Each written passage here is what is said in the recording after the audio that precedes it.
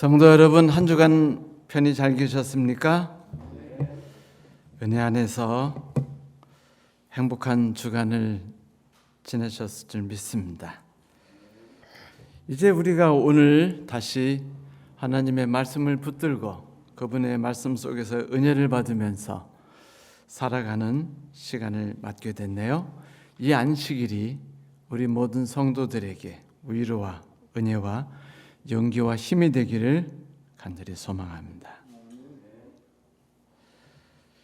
이제 시작하면서 성경에 있는 말씀을 우리 함께 읽어보도록 하겠습니다. 로마서 3장 21절에 있는 말씀을 다 함께 읽겠습니다. 로마서 3장 21절 말씀입니다.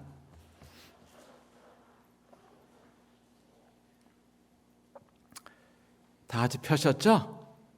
그럼 함께 읽도록 하겠습니다. 이제는 율법 외에 하나님의 한 의가 나타났으니 율법과 선지자들에게 증거를 받은 것이라. 아멘.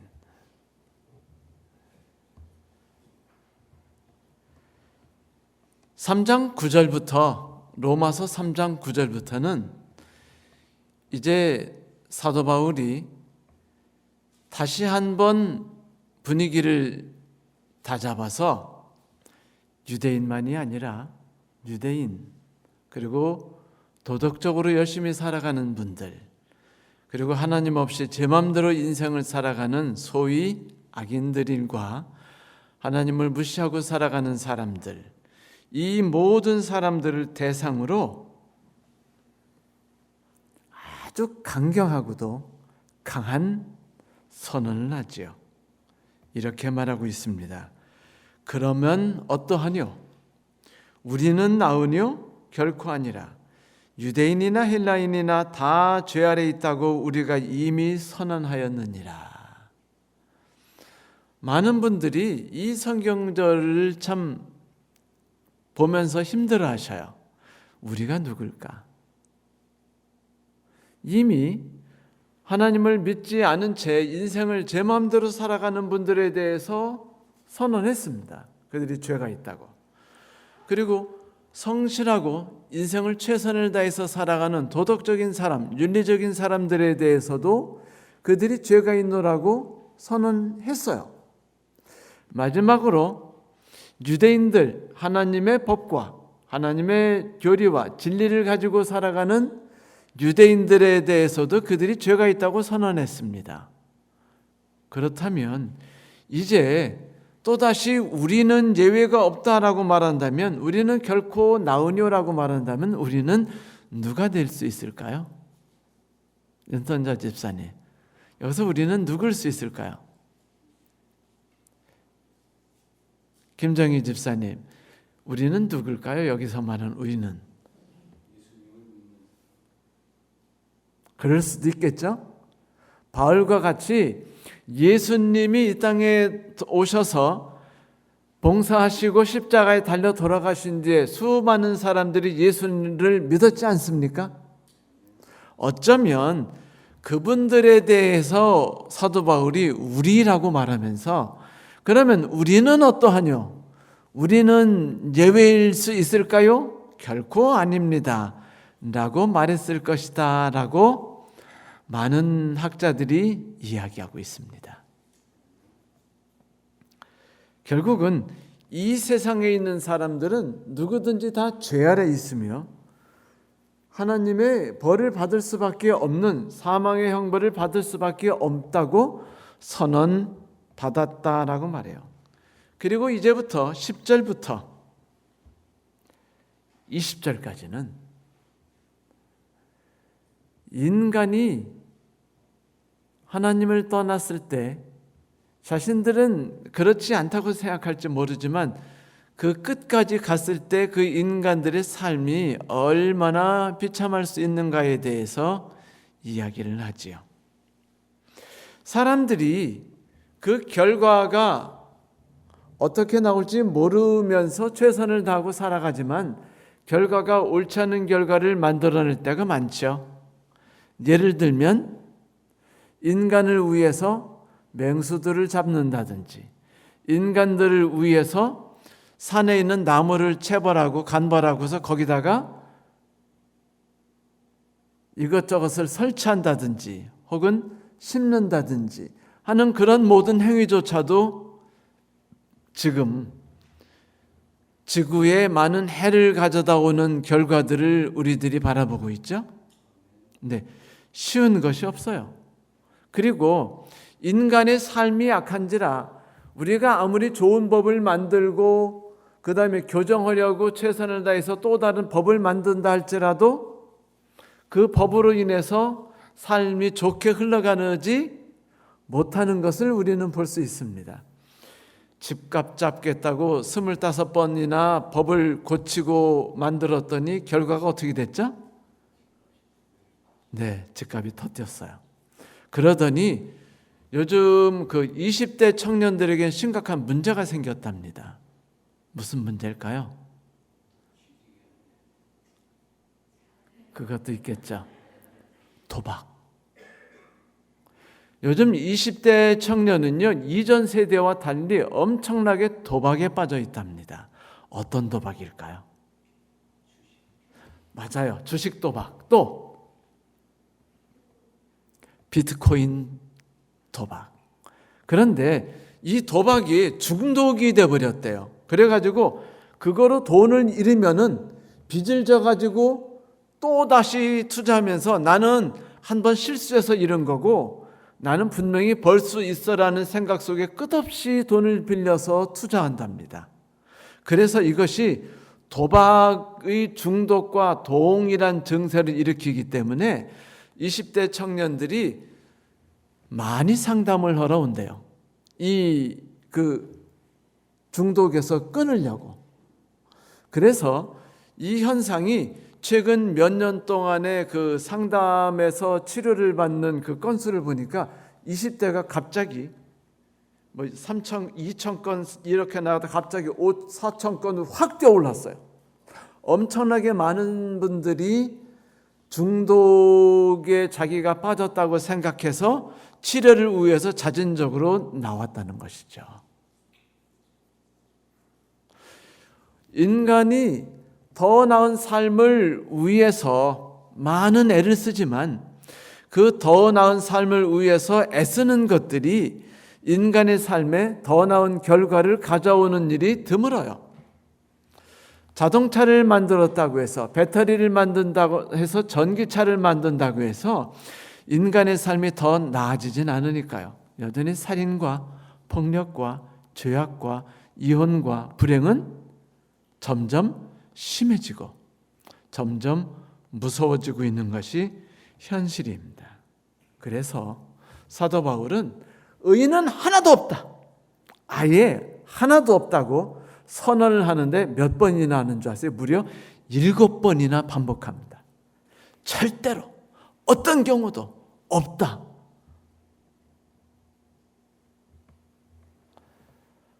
모두가 죄인이다.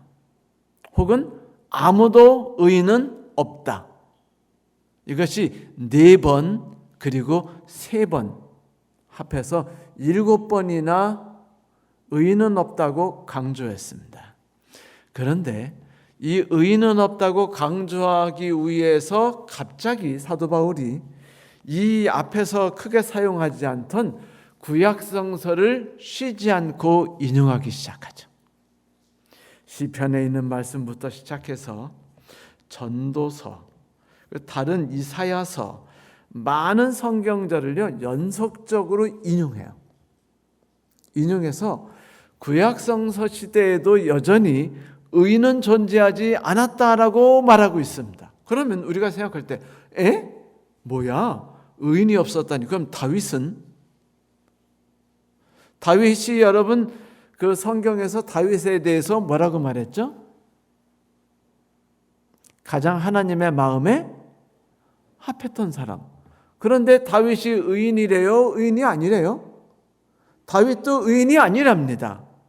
그러면은 또 누가 있을까요? 여러분, 하늘에 올라가시는 분 중에서 에녹 빼고 두 분이 더 계시죠. 모세와 엘리. 그럼 그분들도 의인이 아니란 말입니까? 그분들도 의인이 아니면 도대체 의인이 되어서 구원받을 사람이 존재할 수 있을까요? 없을까요? 심각한 얘기예요.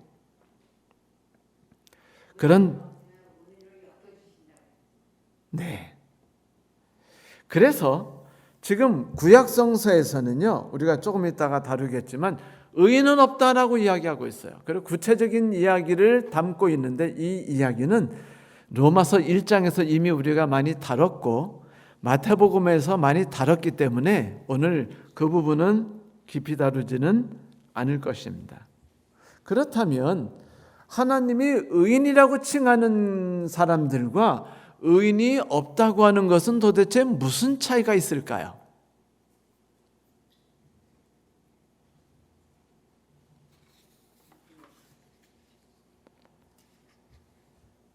바울은 이스라엘 사람들이, 유대인들이 어떤 사람들인지 잘 알고 있습니다. 그들이 누구의 후손이죠? 아브라함, 이삭, 야곱. 세 분 다 우리가 어느 분이라고 부르죠? 믿음의 조상이라고 말해요. 또 하나님께서 당신이 누군가를 말할 때 나는 모세의 하나님 혹은 에녹의 하나님, 다윗의 하나님이라고 한 번도 말한 적이 있으시던가요? 없었어요. 그러면 예수 하나님께서는 언제나 당신을 누구의 하나님이라고 말씀하셨죠? 나는 아브라함의 하나님, 이삭의 하나님, 야곱의 하나님이다라고 항상 말씀하셨습니다. 그 의미가 어떤 의미라고 제가 말씀드렸죠? 그들이 훌륭한 것이 아니라 하나님께서 그들을 붙드셔서 의인으로 만들어 주시도록 그들의 삶의 모든 것을 하나님이 투자하시고 당신을 쏟아 부으셨고 결국 그들이 하나님을 의지하고 신뢰할 수 있게 되었다. 의지하고 신뢰할 수 있게 되었을 때 그들을 누구라고 불렀다? 하나님이 비로소 의인이라고 부르셨다라는 것입니다. 그러면 여기서 우리가 의에 대한 그 견해 차이를 살펴볼 수 있어요. 다시 말하면 사람들은 대개 의에 대해서 말할 때는요, 법정적 개념에서의 의에 대한 관심이 많아요. 예를 들어서 우리가 여기에 계신 모든 성도 여러분에게 제가 묻는다고 합시다. 여러분 구원이 제7일 안식일 예수재림교회만 있습니까? 라고 말하면 다들 이렇게 대답하세요. 아니요, 다른 분들에게 있지요. 그러면서도 속으로는 자부심이 있어요, 없어요? 있죠. 말은 그렇게 하더라도 마음으로는 어떻게 생각하고 있어요? 우리 다. 그래도 우리가 훨씬 낫지, 우리가 그들보다는 더 구원을 더 받을 수 있을 거라고 그렇게 솔직히 그렇게 마음으로 생각하지 않으세요? 또 안식일 교인 아닌 일요일 교인도 우리랑 똑같이 구원받는다면 우리 억울하다는 생각이 들으셨어요? 안 들으셨어요? 안식일 지키는 사람이나 안 지키는 사람이나, 매 맞고 퇴학당하고 군대에서 감옥에 들어갔던 사람이나 안 하는 사람이나 똑같이 구원받고, 11금을 내는 사람이나 안 내는 사람이나 똑같이 구원받고, 뭐 돼지고기를 안 먹고 뭐 이런 거 먹는 사람이나 안 먹는 사람이나 똑같이 구원받는다면 짜증 나세요, 안 나세요? 내가 어떻게 이 교회에 들어왔는데, 안 그래요, 은집사님? 보니까 제7일 안식일 예수재림교회에 발을 한번 디딘 분은요, 신앙을 그만두는 한은 있어도 개신교로 넘어가는 분은 별로 없어요. 내가 나중에 신앙을 하면 다시 안식일교로 돌아올 겁니다 라는 분들은 되게 많으셔요. 그것은 그분들이 뭐라고 생각하시기 때문이에요. 이 교회는 진리교회고 내가 이 교회에 소속되어 있으면 나에게 있어서 구원은 훨씬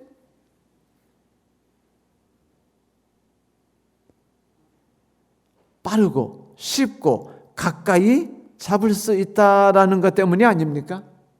그거 아니면 왜 우리 교회 다녀요? 이재혁 집사님 그렇지 않으세요? 사람들이 다른 사람을 판단하고 심판하고 정죄하는 이유도 왜입니까? 다 내가 그만큼 좀 더 옳고 좀 더 선하다는 기분이 나로 하여금 뿌듯하게 만들고 행복하게 만들고 내가 하늘에 갈 수 있는 기회가 다른 사람보다 좀 더 가깝거나 빠르겠다고 믿기 때문이 아닐까요? 그래서 우리는 수없이 판단하고 수없이 비판하게 됩니다. 사람으로 태어나서 어떻게 저럴 수 있어? 이해가 안 가. 뭐 이런 말들을 사용하죠. 이런 말을 우리가 자주 쓰죠. 네. 그런데 여러분, 의는요, 두 가지 관점에서 의라는 것이 존재합니다. 하나는 법정적 개념에서 의이고 또 하나는 관계적인 개념에서의 의예요. 관계적인 개념에서 의라는 것은 하나님과 함께 좋은 관계를 가졌기 때문에 하나님이 나를 의인으로 삼아주신 것. 법정적 개념은 내가 최선을 다해서 하나님을 섬겼기 때문에 하나님께서 잘하야 또다 착하고 충성된 종아 네가 율법을 잘 지키고 선하게 살았으니 내가 너를 하늘에 데리고 가마 라는 의인입니다. 어느 쪽이 좀 더 가능성이 좀 높게 하늘에 갈 확률이 높을까요? 관계겠죠. 물론.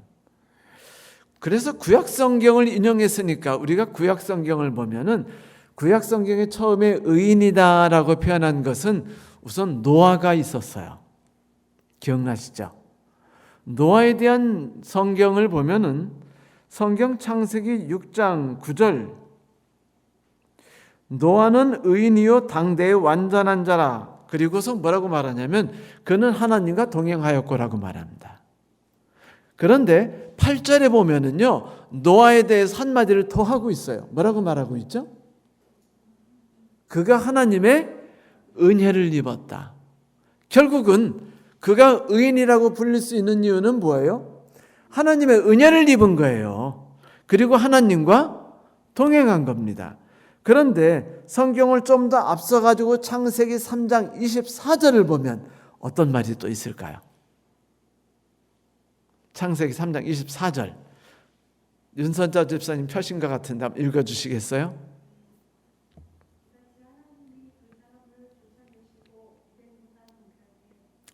죄송합니다.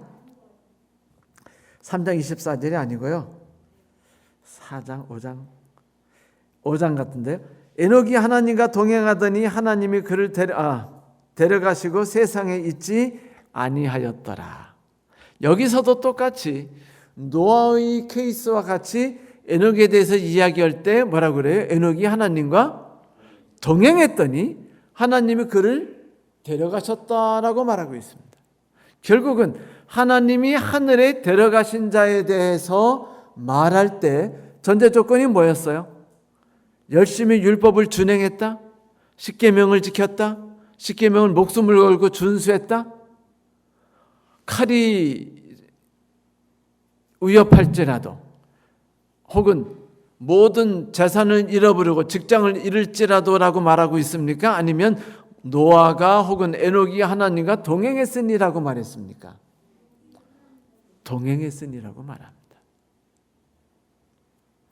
세상에 잘못을 저지르지 않고 살아갈 사람은 없어요.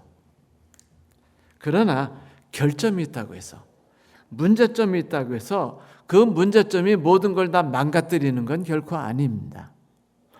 우리가 그 역사 속에서 가장 위대한 그 설교가이자 목사님이라고 치면은요, 모두가 이구동성으로 한 분의 목사님을 치는데 그 목사님 성함을 여러분이 들어보셨을 거예요. 스펄전 목사님이십니다. 그런데 여러분, 요즘의 분들이 스펄전 목사님이나 와이트필드 목사님이나 요한 웨슬리 목사님이나 루터 목사님 설교 들으시면요, 교회 다 떠나버려요. 왠지 아세요? 첫째, 설교가 별로 재미없어요. 두 번째, 설교가요, 설교만 100분, 120분씩 됩니다. 그때는요, 목사님 설교가 다 그랬어요.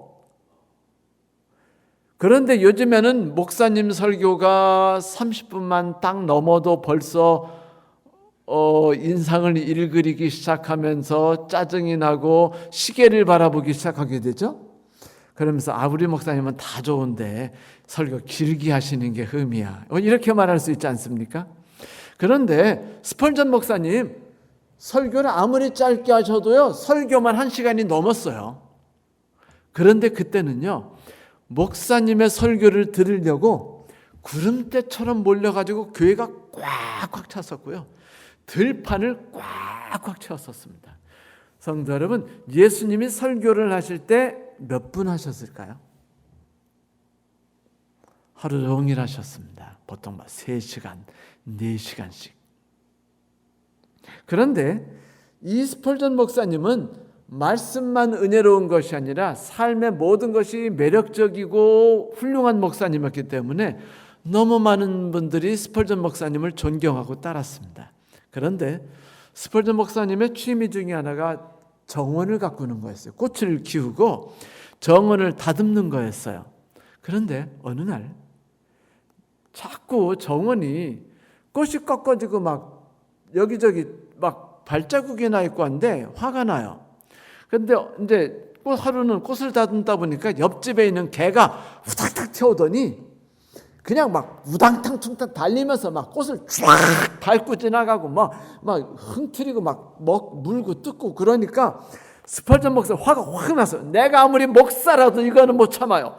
그래가지고 스펄전 목사님이 화가 나서 이놈 하더니 있는 막대기 있죠, 막대기를 가지고 개한테 확 집어 던진 거예요. 그냥 한 대 맞아가지고 깨갱 소리 나면 도망가라고. 그래서 개가 확 도망갔어요. 그리고 스펄전 목사님이 이제 저놈 오기만 해봐라 라고 하고서 있는데 좀 있다가 그 개가 또 오는 거예요. 오는데 자기가 던진 막대기를 물고 와가지고 자기 앞에 딱 갖다 놓더니 고기를 살랑살랑 흔들면서 엎드려요. 또 던지라고. 그걸 보더니 스펄전 목사님이 뭐랬냐면, 아휴, 그래, 어찌 내가 너를 이길 수 있겠니? 그래, 너는 특별히 내가 봐주마. 강아지야, 화단에 두르고 싶으면 언제나 두르렴 이라고 말했다고 합니다. 여러분, 성도 여러분, 이게 인생이에요. 법적인 의의가 이 세상의 모든 걸 지배하지 못해요. 법적으로 완전한 것으로 해서 그것으로 인해서 법적으로 완전하고 모든 것이 흠과 결함이 없다고 해서 결혼 잘하는 거 아니고, 그렇다고 해서 사람들의 사랑받는 거 아니며 인정받고 살아가는 거 아닙니다. 모든 사람들이 다 존경하는 게 아니에요. 어쩌면 사람들은요, 자기가 좋아하는 사람들이 있어요. 자기에게 사랑을 표한다든지 자기와 함께하기를 좋아한다든지 자기의 말을 받아주면서 전심을 다해 들어주면서 난 내 말이 너무너무 듣는 것이 행복해라고 생각하면서 들어준다든지, 이런 사람들이 있으면은요, 그 사람의 설교가 현찮든 뭐하든 그분 설교 들으러 오면서 맨날 교회 와가지고는 우리 목사님 설교 너무나 은혜로워. 우리가 들으면은요, 설교 별거 아니거든요. 그런데도 교우님들은요, 그렇게 은혜롭대요. 왜? 이미 마음속으로 그 목사님에 대해서 다 안고 들어갔기 때문인 것입니다.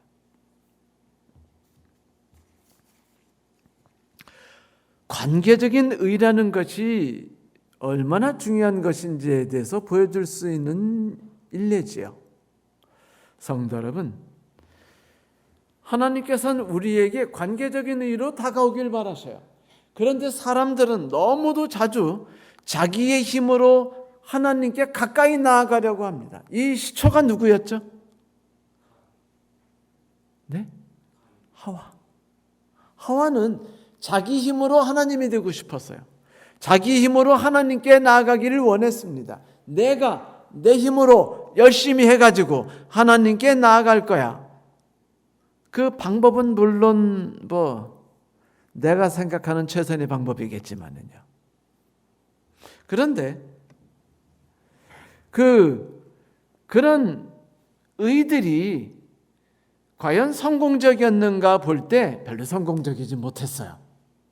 성도 여러분, 우리가 성경에서 의인이라고 말할 때 손에 꼽는 분이 있습니다. 이분은 다윗보다 훌륭한 분이야. 이분은 다니엘보다 낫지. 그래서 하나님도 이분을 완전하다고 말하지 않아? 욥은요, 당대에 가장 의로운 사람이었습니다. 그런데 욥이 너무너무 행복하고 완벽한 신앙을 가졌어요. 첫째, 돈 잘 벌어요. 그 다음에 자식이 많아요. 근데 자식들이 다 명문가에 결혼해요. 왜? 자기가 유지니까. 그리고 교육 잘 시켜서 다들 그냥 빵빵하게 대학원 나오고 좋은 직장 가져가지고 상대방도 다 빵빵한 집에 탁탁탁탁 결혼해가지고요. 다들 신앙 안에서 빵빵하게 사는 거예요. 그리고 아내도 예뻐요. 부자예요. 어떤 사고도 일어나지 않고요. 아무리 졸면서 운전해도 사고 한 번 안 나요. 이 정도면 복 받은 거예요, 아니에요? 대박이죠. 모든 동네 사람들과 그 시에 있는 사람들이 다 욥을 보면 저분은 훌륭한 분이야. 저분 옆에 있어야 그래도 내가 돈도 벌 수 있고 행복하게 살 수 있지. 저분이 믿는 하나님, 저분이 다니는 교회는 무조건 다녀야 돼. 마치 국회의원이 표 얻기 위해서 교인 많은 교회 다니듯이.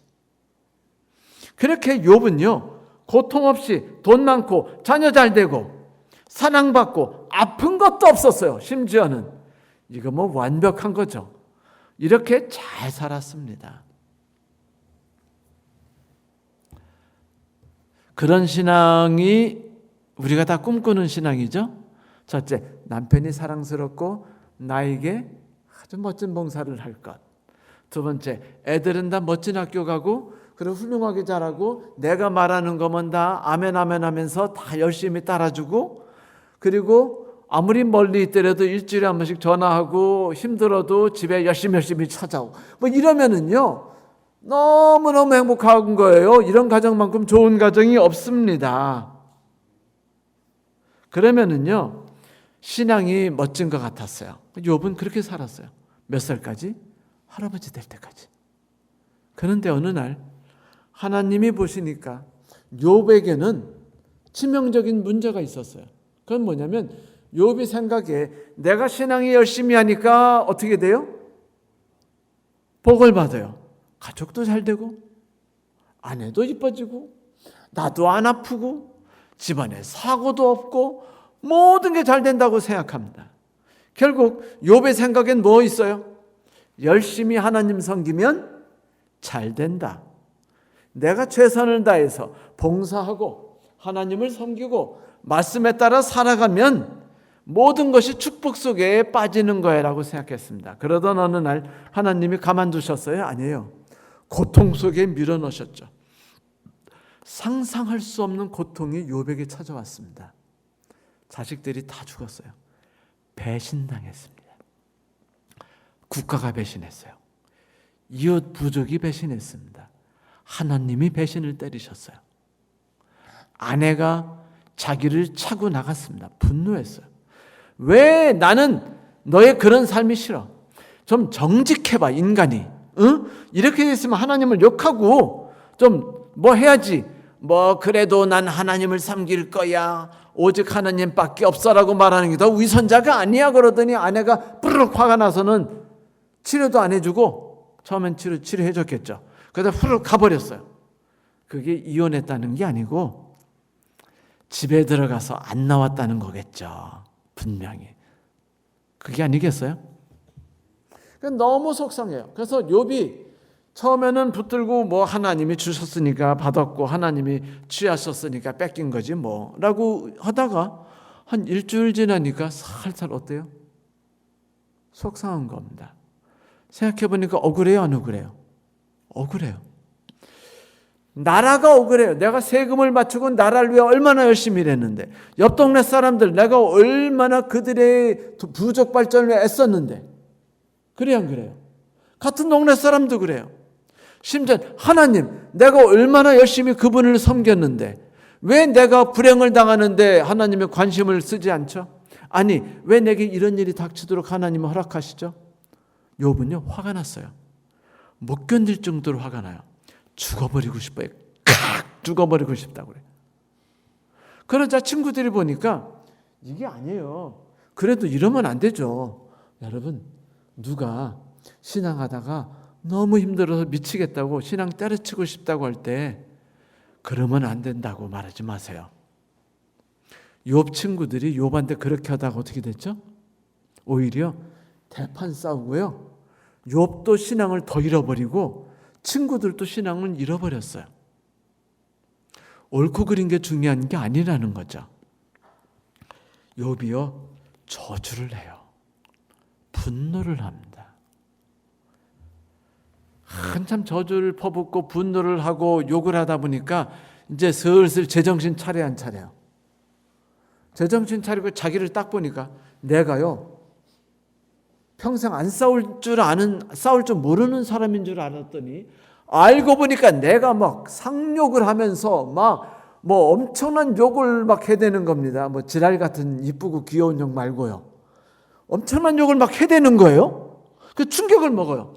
내가 존경하는 어른들하고 내가 막 말싸움을 하면서 핏대 올리면서 싸우는 거예요. 막 죽어라 죽네 사네 막 멱살 잡을 판이에요. 내가 지금 이런 사람이 됐다는 걸 알고 충격을 받습니다. 그래도 나는 아니야 라고 막 생각하면서 막 마음속에 갈등을 할 때 하나님이 엘리야를 통해서, 그리고 하나님이 직접 나타나서 욥을 꾸짖으시죠. 그때 하나님이 말씀하신 게 뭔지 아십니까? 너는 신앙이라는 게 네가 열심히 쌓아가는 거라고 생각하지. 그리고 네가 열심히 신앙생활하면은 내가 응답해주고 복 줘야 되고 하늘에 데려가야 하는 거라고 생각하지. 내가 왜 그렇게 해줘야지? 너는 그만한 가치가 있는 존재가 아니야. 네가 무엇 했기 때문에 내가 너에게 관심을 갖는 게 아니야. 그저 내가 인간이 너를 사랑하고 아꼈기 때문에 내가 너를 바라보고 너의 삶에 간섭할 뿐이지라고 말씀하십니다. 그리고 욥기가 끝나요. 엘리야를 생각해 보세요. 그런데 참 이 욥이 제정신 차리고 올바른 신앙, 다시 말하면 법정적 의 개념에서 관계적 개념인 의라는 것으로 옮겨가는 동안에 욥이 겪은 게 뭐예요? 고통이었습니다.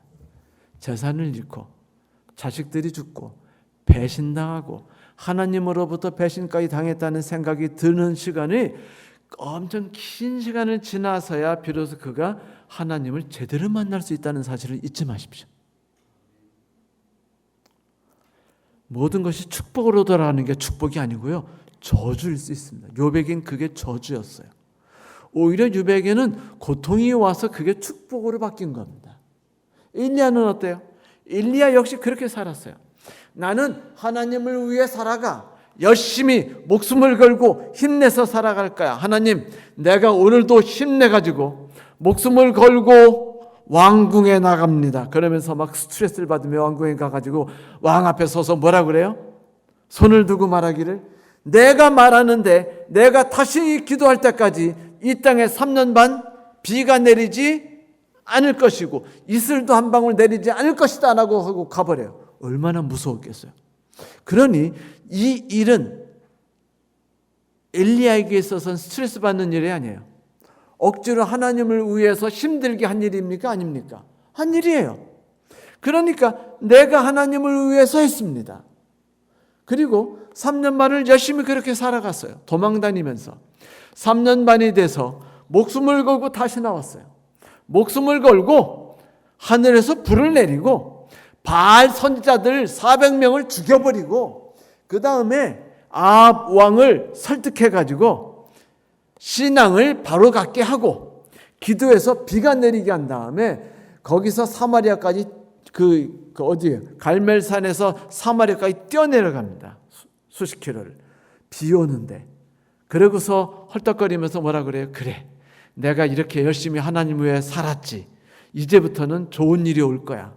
내가 이렇게 열심히 뛰었지 않아? 내가 왕을 설득했고 내가 선지자를 400명이나 죽였고 그리고 행복하게 찼어요. 지쳤지만. 그런데 그날 밤에 이세벨이 사환을 보내가지고 뭐래요? 네가 이렇게 하고 살아남을 거라고 생각하냐? 너 내가 내일 죽일 거야. 그러자 엘리야가 놀라가지고 도망가요. 그러면서 도망가면서 내내 뭐라고 합니까? 억울하대요. 하나님, 내가 하나님을 얼마나 열심히 섬겼는데, 내 삶을 다해서 당신을 섬겼는데, 그래, 결과가 이겁니까? 얻어진 결과가 뭔가요? 한 개도 제대로 얻어진 게 없지 않습니까? 라고 한탄을 합니다. 그러면서 속상해서 죽여주세요라고 그냥 엎어져 버려요. 역시 똑같아요. 욥처럼 죽여주세요. 뭐 그냥 쫙 뻗어버리고 막 하면서 죽여 그러면은요 참. 그러면 하나님이 어떻게 하셨죠?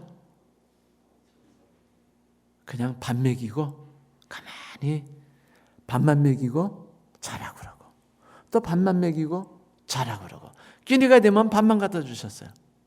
그걸 40일. 그 뒤에 엘리야가 하나님을 만납니다.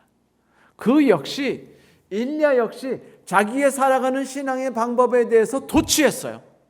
내가 쌓아간 신앙들이 얼마나 대단하냐 이거예요. 나 이거로 대박 승진하고 성공했어요. 이스라엘에서 선지자 하면 누굴 뽑아요? 여러분 안식일교회에서 신태균 목사 하면 누가 알아주나요? 아무도 안 알아줘요. 그래가지고 아무도 저를 설교에 부르지 않잖아요. 농담처럼 말하지만. 근데 여기 우리가 목회자 하면은 막 있잖아요. 뭐 천수다비니 뭐니 뭐 그냥 뭐 수많은 사람들 막 부르고 쓰고 하지 않습니까? 그것처럼 엘리야가 그 지경까지 올라간 거예요.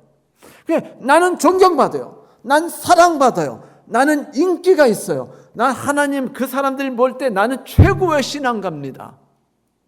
이게 내가 쌓아간 신앙이에요. 뿌듯합니다. 자부심이 있어요. 이러니 하나님이 나의 삶에 축복하셨고 내가 이 국가의 신앙을 바꾸도록 했지라고 생각했는데 이거 웬걸? 신앙을 세운 줄 알았더니요 하나도 안 세웠어요. 와장창 다 무너져 버렸어요. 내가 지금까지 죽으라고 쌓은 게 삽시간에 무너졌다는 걸 상상해 보세요. 20년이 지나서 빚을 져가지고 집을 겨우 졌는데 어느 날 불이 일어나가지고 내 집이 전소됐다고 상상해 보세요. 살고 싶으시겠어요? 엘리야가 그랬습니다. 살고 싶겠어요?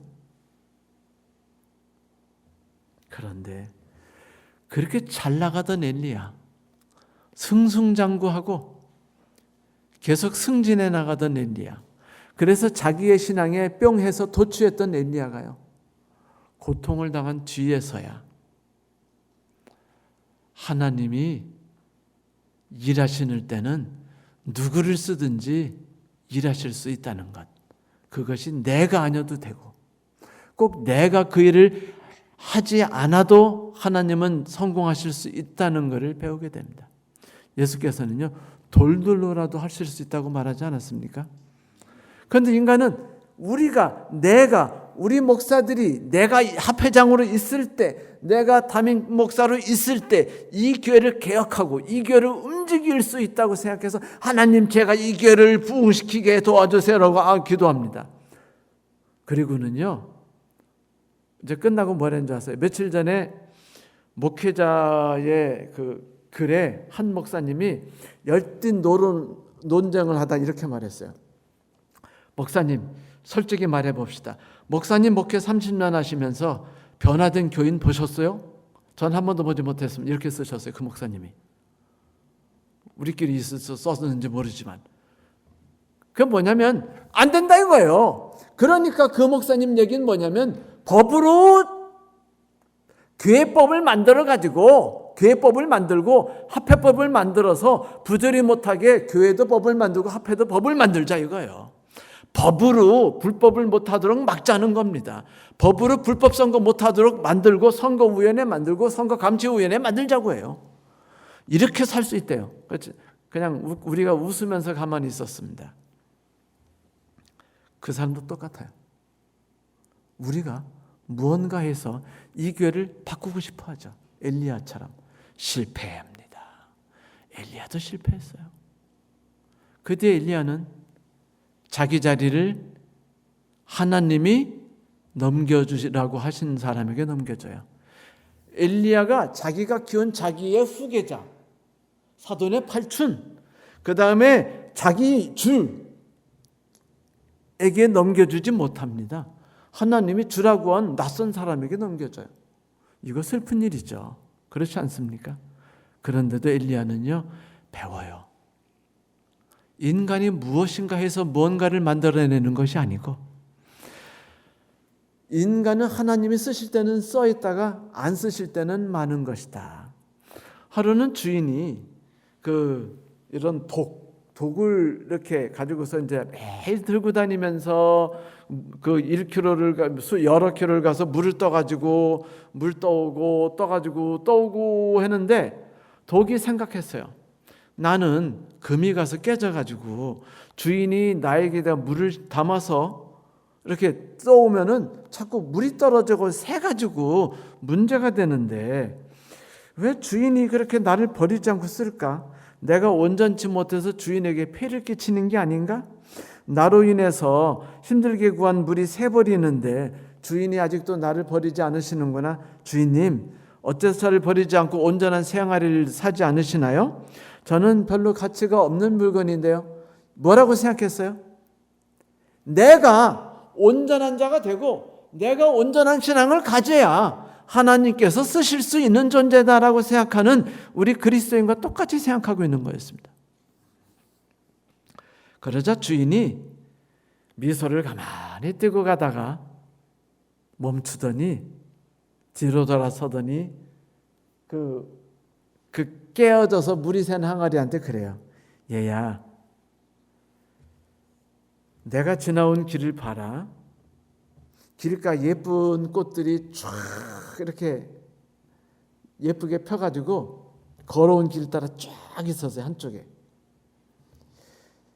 이게 다 메마르고 거친 산길가에서 네 깨진 틈으로 새어나온 물을 먹고서 자라나서 만들어진 길이란다 라고 말했어요. 깨졌느냐가 중요한 게 아니에요. 깨지면 어때요? 쓰는 사람이 어떻게 쓰느냐에 따라 달라지는 겁니다.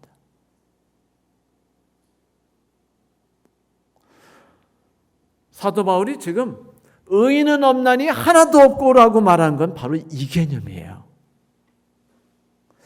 내가 무언가 신앙생활을 열심히 하고 최선을 다해 하면서 하나님을 섬기고 나아가고 나의 삶을 드리고 하는 것들로 인해서 뿌듯할 것 같고 더 결점을 고치면 더 나은 것 같고 결점을 고치면 더 시집이나 장가를 더 잘 갈 것 같지만 그게 아니고 하나님께서 정해주시는 삶을 내가 순종해서 받아들이고 사느냐 안 사느냐라는 거예요.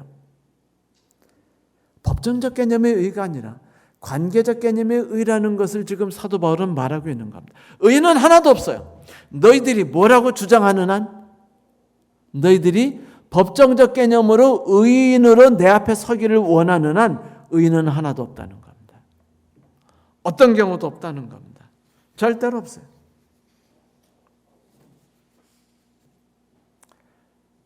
그 악행에 대해서 쭉 말하더니 바울이 말합니다. 율법에 있는 모든 말씀이 율법 아래 사는 사람에게 말하는 것임을 우리는 압니다. 그것은 모두 입을 막고 온 세상을 하나님 앞에 유죄로 드러내려는 것입니다. 이러므로 율법 행위로는 하나님 앞에서 의롭다고 인정을 받을 사람은 아무도 없습니다. 뭐라고요? 아무도 없다고요. 그래서 제가 십계명을 지킨다라고 말하지 않고 누린다고 자꾸 말하는 겁니다. 십계명을 관계적 개념 속에 제가 자꾸 말씀드리는 것도 그것 때문이에요. 십계명을 준수해서 하려는 생각을 하면은요, 아무도 구원 못 받아요. 율법은 죄를 인식할 뿐입니다. 그래요. 그래서 예수께서 뭐라고 했어요? 바리새인과 사두개인의 의보다 더 낫지 않으면 결단코 하늘에 들어가지 못할 것이다. 의는 없나니 하나도 없다는 겁니다. 율법을 지켜서 구원받으려는 바리새인과 사두개인 같이 산다면 너희들은 결단코 하늘에 들어갈 수 없다고요. 이겁니다. 그러므로 너희는 더 나은 의를 바라보라. 그것이 지난 여러 주 동안 우리가 마태복음을 보면서 우리가 들은 예수님의 강의였죠. 그렇지 않습니까? 성도 여러분, 그거요. 더 나은 의. 개념을 바꿔야 돼요. 생각을 바꿔야 합니다. 율법을 통해서 하나님께 나아가고 자기 힘으로 하나님께 나아가며 자기 힘으로 쓸모있는 삶이 되려는 모든 사람에게 심판하여서 그가 부끄러움과 수치 속에서 하나님 앞에 엎드리게 하는 도구입니다. 사도 바울은 명확히 말했어요. 율법은 죄를 인식하게 할 뿐입니다. 그게 율법의 역할이죠. 우리가 죄인임을 깨닫게 하는 겁니다. 이제 바울의 선언으로 인해서 분위기가 싸해지면서요, 어두워지기 시작했어요. 왜죠? 아무도 구원받을 수 없기 때문입니다. 그들이 이제 희망이 없어졌어요. 그럼 우리에겐 모든 것이 없단 말인가? 그때 사도 바울이 아까 우리가 21절을 말했던 이야기를 하죠. 우리가 다음 주에 이야기할 내용이죠. 이제 율법 외에 하나님의 한 의가 나타났으니, 율법의 의가 아니라 하나님의 의로서 그게 나타났다 이거예요. 그거로서 해결된다는 겁니다. 모세가 이스라엘 백성을 데리고 광야를 통과할 때 이스라엘 백성들이 불평을 하고 불만을 해가지고 하나님이 많이 좀 속상하셨어요. 도대체 해결이 안 돼요.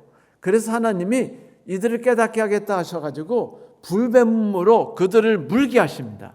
너무 많은 사람들이 불뱀에 물려서 죽어가기 시작하자 사람들이 난리가 나서 모세에게 와서 막 살려달라고 엉엉 울면서 막 살려달라고 그래요. 그러자 모세도 답답해요. 내 가족, 친척, 사돈의 팔촌이 어떻게 됐어요? 지금 다 뱀에 물려 죽어가고 있는 거예요. 그러자 하나님께 엎드려서 하나님 제발. 그러자 하나님이 구리로 뱀을 만들어서 지팡이에 달아서 높이 들고 사람들이 그걸 보게 하라. 바라보는 자마다 살리라라고 말하죠.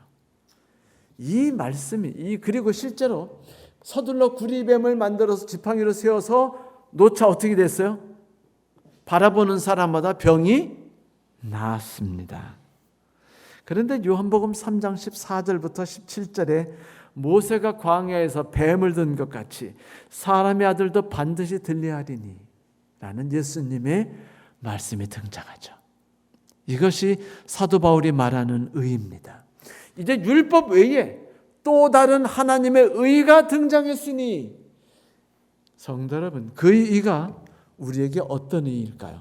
이제 우리는 다음 주부터 3장 21절부터 4장, 5장, 6장,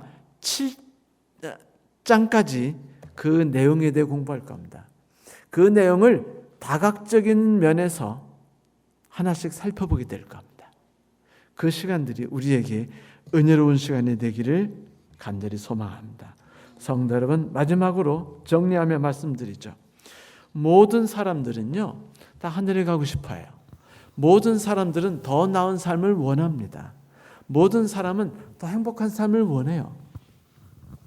그런데 그 방법에 있어서 사단처럼, 하와처럼 내 힘으로 십계명을 지키고 내 힘으로 무언가 더 나은 행위를 해서, 아니면은 아예 내 힘으로 사기를 치고 내 힘으로 눈 딱 감고 하나님 말씀 조금 어기고 살아가든지 해서라도 더 나은 삶을 꿈꿉니다. 하지만 성경에서는 그 모든 사람들의 삶이 다 허무함을 말했죠. 결국은 다 스스로가 스스로를 벌하게 되고 혹은 하나님의 심판 아래 설 것이라고 말합니다. 성도 여러분, 그 어떤 것도 율법 아래서 우리를 범죄인으로 해서 사형 선고를 내리는 것 외에는 없다는 사실을 마음속에 깊이 담아 주십시오.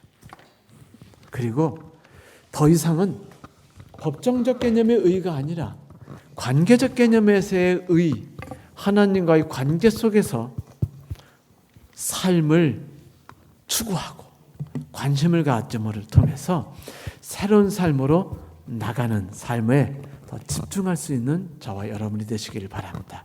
말씀을 마치겠습니다.